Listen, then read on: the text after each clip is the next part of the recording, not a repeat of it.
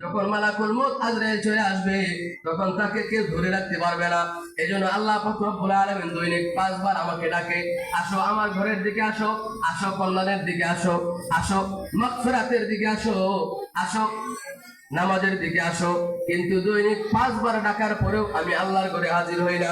অথচ একটা মানুষকে যদি আমি আমার সন্তানকে যদি 1 বার 2 বার 3 বার 4 বার 5 বার ডাকি, আর আমার সন্তান যদি আমার ডাকে সাড়া না দেয়, তাহলে প্রথম দিন তাকে হয়তো বুঝাবো, দ্বিতীয় দিন তাকে শাসন করব, তৃতীয় দিনও যদি সে আমার ডাকে সাড়া না দেয়, আমি ত্যায্য করে আমার সমস্ত ধন সম্পত্তি থেকে তাকে বঞ্চিত করে দিব।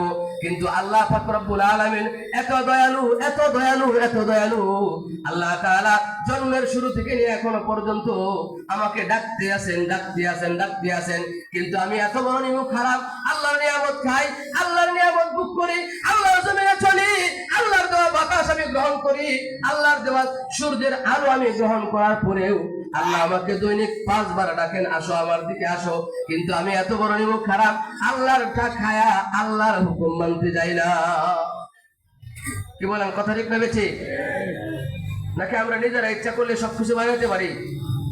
ইচ্ছা করলে সম্ভব? আল্লাহ যদি মাটির মধ্যে উর্বর ক্ষমতা না দেন, সারাদিন র লাগাইলে ধান হইব? আমি তো একটা দুটো করে ধান ফলায় রেখে আসি, কিন্তু এখান থেকে ধান ফলায় কে? ফসল কে ফলায়? আল্লাহ যদি জমিনকে অর্ডার করেন, জমিন আজকে থেকে তুমি পাথরের মতো শক্ত হয়ে যাও, যত এই ধান দায়িত্ব মাটি নিচে নেওয়া সম্ভব হবে না, ফসল ফলবে কখন? আল্লাহ যদি জমিনকে বলেন পানির মতো নরম হয়ে যাও, আমি চলবো বা কিভাবে? আমরা আল্লাহ তাআলা আমাদেরকে দৈনিক ডাকেন, দৈনিক ডাকেন, কিন্তু আমি আল্লাহর ডাকে সাড়া দেই না। আমি মনে করতেছি, আমি মনে হয় এভাবে আমি তো লা ইলাহা ইল্লাল্লাহ পড়ছি, আল্লাহর উপর ঈমান আনছি, রাসূলের উপর ঈমান আনছি, ঈমান আনার ক্ষেত্রে কোনো ঘাটতি আমার নাই, আল্লাহ আমাকে ডাক দিয়ে জান্নাতে নিয়ে চলে যাবেন। আমরা একটা গ্রামের বাসায় কই না উতরিবার দুধ দেখাই না যে, আপনার আমার কি আল্লাহর বান্দার অভাব পড়ছে? আমি কি করে আশা করতে পারি যে আল্লাহ আমাকে ডাক দিয়ে একবারে প্রথম কাতারে জান্নাতে নিয়ে ঢুকাই দিবেন? এত বড় আশা আমি কেমনে করে বসে থাকতে পারি? এত বড় আশা আমি কেমনে করে বসে থাকতে পারি? একটা হাদিস স্মরণ হয়ে গেল, আল্লাহর হাবিব সাল্লাল্লাহু আলাইহি ওয়াসাল্লাম একদিন সাহাবায়ে কেরামের মজমার মধ্যে বসা, হঠাৎ রাসূল আকরাম সাল্লাল্লাহু আলাইহি ওয়াসাল্লাম মজমা থেকে উঠে চলে গেলেন। সাহাবায়ে কেরামের মধ্যে ভীতির সঞ্চার হলো, আরে আল্লাহ নবী কোথায় যেন চলে গেলেন? নবীজির দুশমনের শত্রুর তো অভাব নাই, কোন দিক দিয়ে নবীজির উপর আক্রমণ করে বসে? হযরত আবু হুরায়রা রাদিয়াল্লাহু তাআলা সর্বপ্রথম ভয় পেয়ে গেলেন। তিনি নবীজিকে তালাশ করতে লাগলেন। তালাশ করতে করতে করতে করতে একটা বাগানের ভিতরে ছোট্ট একটা গর্ত দিয়ে ঢুকলেন।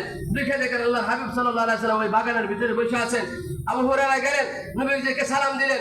সালাম দিয়ে বলেন, ইয়া রাসূলুল্লাহ, আপনি আমাদের মাঝেই ছিলেন, হঠাৎ আমাদের মাঝখান থেকে আপনি চলে আসলেন। আমি সর্বপ্রথম ভয় পেয়ে গেলাম, নবীজি না জানি কোথায় চলে গেলেন, নবীজির উপর কোনো আক্রমণ চলে আসে কিনা, নবীজির উপর কেউ কোনো আঘাত করে ফেলে কিনা। এই জন্য আমি ভয়ে আপনাকে তালাশ করতে বের হয়ে গেলাম, আপনাকে আয়েশা বাগানের কাছে পাইলাম। নবীজি সাল্লাল্লাহু আলাইহি ওয়াসাল্লাম আবু হুরায়রাকে দেখে বললেন, আবু হুরায়রা, যাও, যা প্রথম তোমার যার সাথে সাক্ষাৎ হবে তাকেই তুমি বলবে, মান ক্বালা লা ইলাহা ইল্লাল্লাহ দাখালাল জান্নাহ, যে ব্যক্তি লা ইলাহা ইল্লাল্লাহ বলবে সে জান্নাতে চলে যাবে, সুসংবাদ দিবে। আবু হুরায়রা রাদিয়াল্লাহু আনহু বলতেছেন, ইয়া রাসূলুল্লাহ, আমি আপনার সাথে সাক্ষাৎ হয়েছে, এটা যদি আমি মানুষদের কাছে যাই বলি, মানুষ